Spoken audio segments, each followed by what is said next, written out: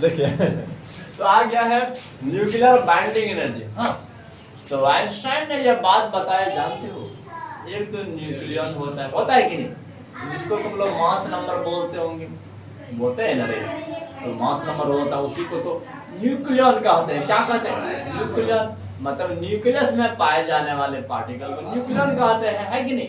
अच्छा, तो अब इसके बाद देख लीजिए, जानते हो उस न्यूक्लियस में कौन कौन सा पार्टिकल होता है? प्रोटॉन और न्यूट्रॉन होता है। और प्रोटॉन और न्यूट्रॉन इतना डेंसली पैक होता है कि फेम्टोमीटर के अंदर में आ जाता है सारा प्रोटॉन और सारा न्यूट्रॉन आ जाता है। बोलोगे सर आखिर ये एनर्जी जो होता है, ऐसे क्या कहते हैं आप, देखिए न्यूक्लियर बाइंडिंग एनर्जी, ये रिलीज क्यों होता है?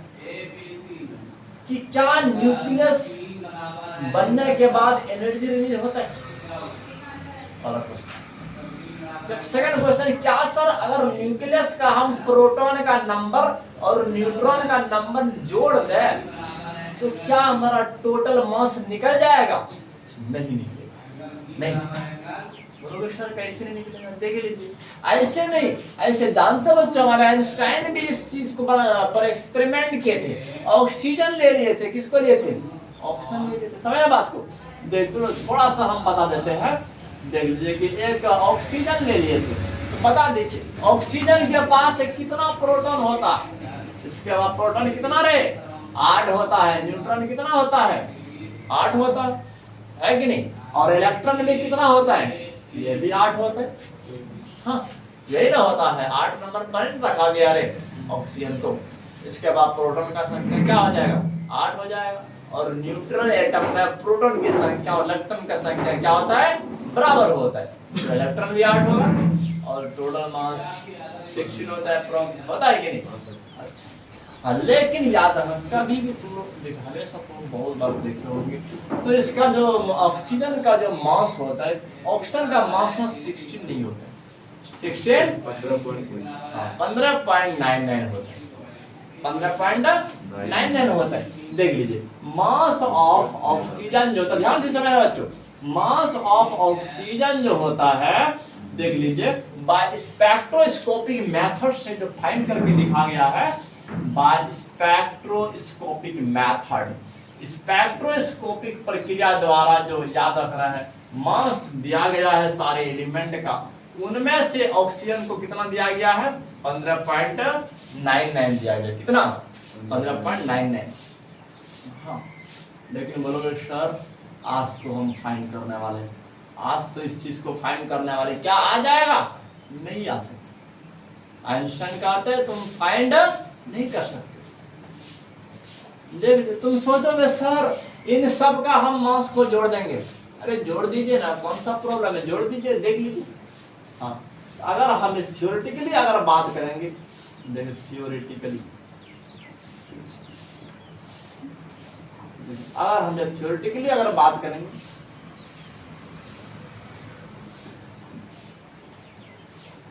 बात को समझना है तो आप कैसे करोगे? देख लीजिए, सबसे पहले क्या करोगे? मास ऑफ इलेक्ट्रॉन को मास करोगे, क्या उसको जोड़ोगे? मास ऑफ इलेक्ट्रॉन, देख लीजिए इलेक्ट्रॉन का मास क्या बोलोगे? पहले बता दीजिए टोटल नंबर ऑफ इलेक्ट्रॉन कितना है? 8। इलेक्ट्रॉन का मास कितना होता है? बोलो बोलो बोलो। 0.00055 क्या है सर? मास ऑफ इलेक्ट्रॉन इतना यूनिफाइड होता है, इतना यूनिफाइड। अगर इससे तुम गुना करोगे ना, कितना हो जाएगा? देख लीजिए, 8 पंच 40, 0 हासिल 4, 8 पंच 40, 4 44 हो गया, है कि नहीं? 0.0 अब इसके बाद 3 2 5 3 यहाँ हो जाएगा, 0.044 देखिए यहाँ होगा ना रे, यहाँ हो जाएगा। इस प्रकार से इलेक्ट्रॉन का मास है ना। तब इसके बाद बोलोगे सर मास ऑफ प्रोटॉन कितना होगा? मास ऑफ प्रोटॉन कितना होगा? तो क्या बोलोगे? देख लीजिए प्रोटॉन का मास कितना होता है? 1.00727। देखो 1.00727, इसको गुना करके देख लीजिए। तो समय 8 7 56 6 हो गया, 5 हो गया, 8 2 16 5 21 2 8 7 56 2 58 हो गया। 0.5816। देखिए तो अब इसके बाद बैठा दीजिए कि क्या कहते हैं 1 2 3 4 0.0581 देखिए इतना होगा कि नहीं? 8 कैसे दे दिए सर? 3 5 हाँ सर। हो गया कि नहीं? कितना हो गया? अच्छा इसके बाद अगर मास ऑफ न्यूट्रॉन अगर पूछेंगे, मास ऑफ न्यूट्रॉन अगर पूछेंगे तो क्या बोलोगे? देख लीजिए कि 8 गुना क्या होता है, देख लीजिए 1.00866। देखिए अब यहाँ समझना है कितना ही ना होता है, कितना होता है। अगर इसको तुम गुना करके देख लीजिए कितना हो जाएगा, तो आप समझना है, देख लीजिए 8 48 8 हो गया, 4 हो गया, 48 और 4 52 2 80 5 88 64 और 5 69 हो गया, 69 हो गया। तो आपका 3 2 5 3 यहाँ पर हो गया 8.06। हाँ तो ऐसे हो गया कि नहीं? अगर तुम मास को निकालना चाहते हो, मास को निकालना चाहते हो, अरे आखिर मास कहाँ पर कंसंट्रेट है? न्यूक्लियस में कंसंट्रेट है कि नहीं? अगर देखना, अगर ऐसे अगर हम मास ऑफ न्यूक्लियस निकालेंगे, मास ऑफ न्यूक्लियस निकालेंगे तो कितना निकल जाएगा? इसमें प्रोटॉन और न्यूट्रॉन रहता है कि नहीं? तो आप समझना देख लीजिए 8.05816 देखते और प्लस हो गया 8.06928। अब बता दीजिए कितना हो जाएगा? 8 6 14 4 80 1 हो गया, 2 1 3 1 4 हो गया, इसके बाद 9 17 7 और 8 17 7 हो गया, 80 1 6 1 7 और 7 पे 12 2 हो गया, 16.12744। इतना हुआ ना रे? अच्छा अब हमको यह बात बता दीजिए, अगर इतना हम फाइंड किए, लेकिन जब स्पेक्ट्रोस्कोपिक मेथड से जब निकाला जाता है तो कितना निकलता है? 15.99। सर ये एनर्जी के साथ घोटाला कैसे हो है कि नहीं? तो एनर्जी देखिए, अरे इतना ज्यादा मास होना चाहिए निकला है सर। और हाँ तो हम एग्जैक्ट निकाले हैं, लेकिन इतना क्यों नहीं आया? जानते हो आइंस्टाइन ने यही बात बताया कि जब न्यूक्लियस बन रहा था, जब प्रोटॉन और न्यूट्रॉन सामने आ रहे थे, उस टाइम में ना उसके अंदर से एनर्जी निकल रहा था, उसके अंदर से एनर्जी निकल रहा था। Energy is a form of mass. सामने आने के टाइम, हाँ जब आपस में मिल रहे थे, जब न्यूक्लियस बना रहे थे, उस टाइम में एनर्जी निकल रहा था। उस एनर्जी को जानते हो, अगर इसमें जोड़ दोगे तो तब एग्जैक्ट आएगा, एग्जैक्ट। तो उसी एनर्जी को कहा हमारे चाचा न्यूक्लियर बाइंडिंग एनर्जी। इसी को क्या कहा? Nuclear binding energy. बिल्कुल याद रखना है, देख लीजिए। अब समझना है बात न्यूक्लियर बाइंडिंग एनर्जी का। अब थोड़ा सा डेफिनेशन लिखा देते हैं, है कि नहीं? बिल्कुल तब देखिए, तो अब यहाँ समझना है पेपर डेफिनेशन देख लीजिए। डेफिनेशन न्यूक्लियर बाइंडिंग एनर्जी का थोड़ा सा डेफिनेशन देख लीजिए। न्यूक्लियर बाइंडिंग एनर्जी का, बाइंडिंग एनर्जी का देखिए, इसको किससे दिखाते हैं बच्चों? ईबी से। किससे दिखाते हैं? ईबी। बाइंडिंग एनर्जी भी बोल सकते हो, न्यूक्लियर बाइंडिंग एनर्जी है। हाँ बिल्कुल याद रखना है। देखो total energy difference, total energy difference, total energy difference याद रखना बच्चों। टोटल एनर्जी डिफरेंस बिटवीन, अरे टोटल ऐसे लिख देते हैं, total energy release, total energy released when nucleon come close, when nucleon come close to form nucleus, to form nucleus। देखिए समझना बात को। अरे देखिए अब बच्चों टोटल एनर्जी जितना रिलीज होता है कि जब न्यूक्लियन सामने आकर न्यूक्लियस बनाते हैं, जितना एनर्जी उसके अंदर से निकल रहा है उसी एनर्जी को कहते हैं न्यूक्लियर बाइंडिंग एनर्जी। अब बताते हैं, हाँ अब वो न्यूक्लियर बाइंडिंग एनर्जी होता है कि किस मास कि कौन सा मास इस एनर्जी को बनाते हैं। जो मास आपका यहाँ पर डिफरेंस बता, डिफरेंस जो मास में अंतर हुआ ना रे, बस वही मास बनाएंगे क्या चीज को, न्यूक्लियर बाइंडिंग एनर्जी। बोलोगे सर उस मास को क्या कहते हैं, मास डिफेक्ट। उसको क्या कहते हैं, मास डिफेक्ट। बोलो सर मास डिफेक्ट का ना डेफिनेशन लिख दी ना, बड़ा तगड़ा लग रहा है और क्या इम्पोर्टेंट है एग्जाम के लिए। हम बच्चों हम याद रखना है, मास डिफेक्ट बहुत बार एग्जाम में आते रहता है। मास डिफेक्ट क्या है, मास डिफेक्ट क्या है, लेकिन टेंशन नहीं लेना है। टोटल जो मास होता है प्रोटॉन का और न्यूट्रॉन का जितना भी हो जाए, हाँ, और टोटल मास जो स्पेक्ट्रोस्कोपिक मेथड द्वारा प्राप्त किया गया था, इन दोनों के बीच का अंतर, इन दोनों के बीच का अंतर, इसी डिफरेंस को कहते हैं मास डिफेक्ट। बिल्कुल याद रखना है। Total difference in mass between the mass of individual proton and neutron and mass of nucleus, मतलब न्यूक्लियस का जो मास है। और इसके बाद अब ये जो आप प्रोटॉन और न्यूट्रॉन का मास जो आप फाइंड किए, हाँ, दो एक एक करके, इन दोनों के बीच में जो अंतर हुआ ना, अंतर, उसी को कहते हैं मास डिफेक्ट। हाँ, और यही मास डिफेक्ट बनाते हैं न्यूक्लियर बाइंडिंग एनर्जी। बड़ा अच्छा लग रहा है, लेकिन मास डिफेक्ट का फॉर्मूला भी तो लिखना पड़ेगा, तो समझना है। अपन लिख देते हैं total difference in mass, total difference in mass, यह बात याद रखना है। मास में जो डिफरेंस हुआ ना, डिफरेंस देख दिया हम, जब एक एक करके फाइंड किए तो कितना निकल गया, 16.12 निकल गया। हाँ, लेकिन अगर स्पेक्ट्रोस्कोपिक मेथड के द्वारा फाइंड किया गया था तो कितना निकला था, 15.99 था। अंतर हुआ कि नहीं, अंतर हुआ ना रे, देखिए थोड़ा सा कम हो गया या थोड़ा सा ज्यादा है। अब ये जो अंतर है मास में, इसी डिफरेंस इन मास को क्या कहते हैं, मास डिफेक्ट। तो समझ में आ रहा है कि नहीं, बात को समझ रहे हैं, देख लीजिए। हाँ, देखिए अब समझ, टोटल डिफरेंस इन मास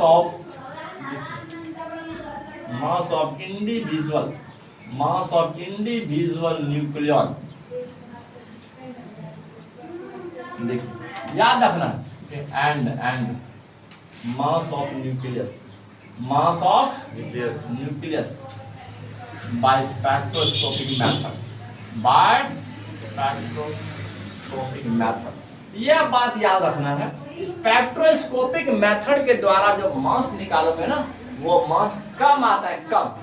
हाँ, लेकिन अगर तुम एक एक करके कैलकुलेट करोगे तो मास ज्यादा आएगा। और यही अंतर, यही डिफरेंस क्या कहलाता है, मास डिफेक्ट।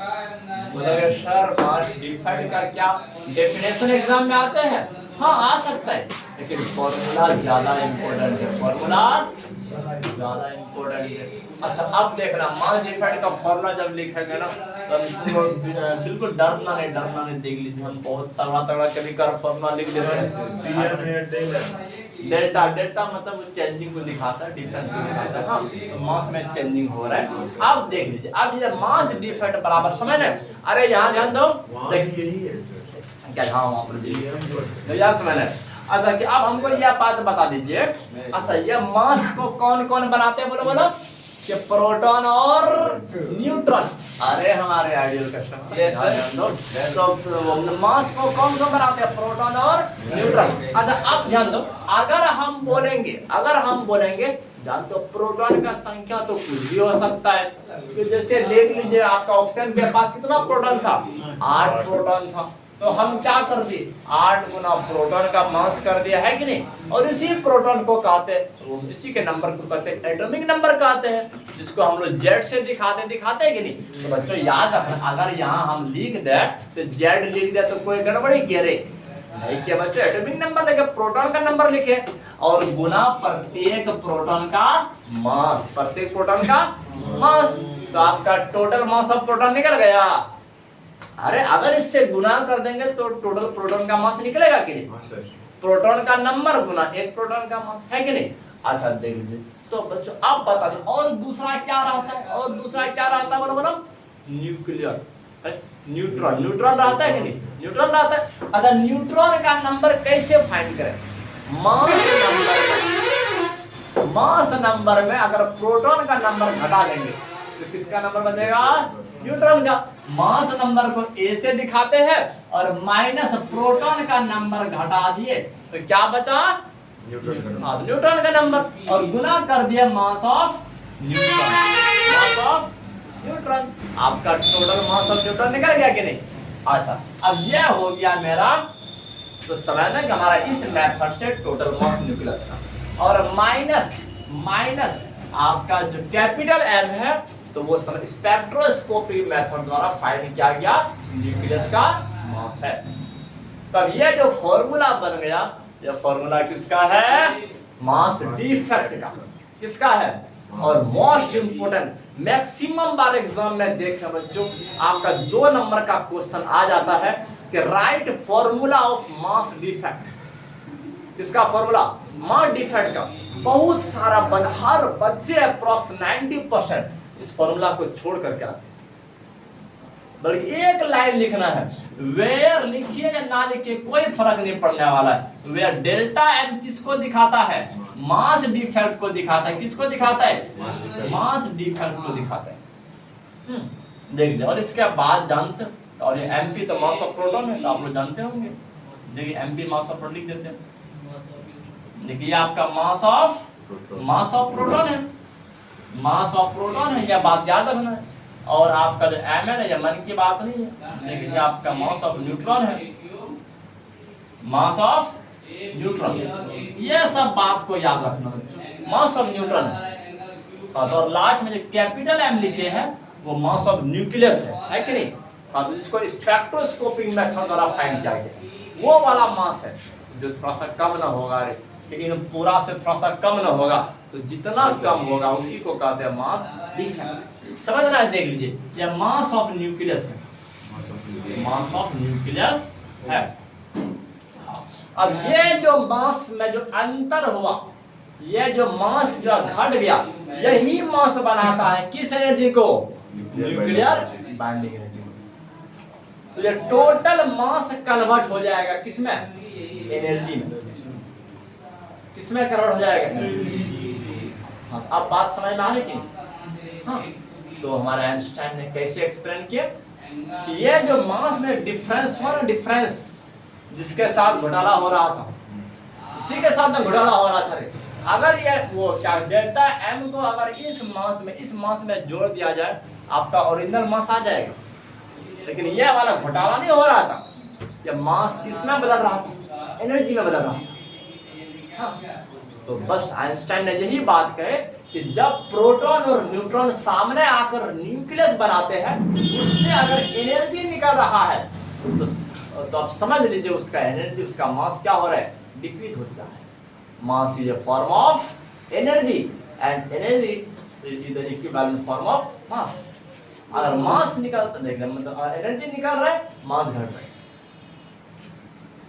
अगर तुम किसी का मास को घटा रहे हो तो उसका एनर्जी घट रहा है। तो यह सब बात को याद रखना। देखिए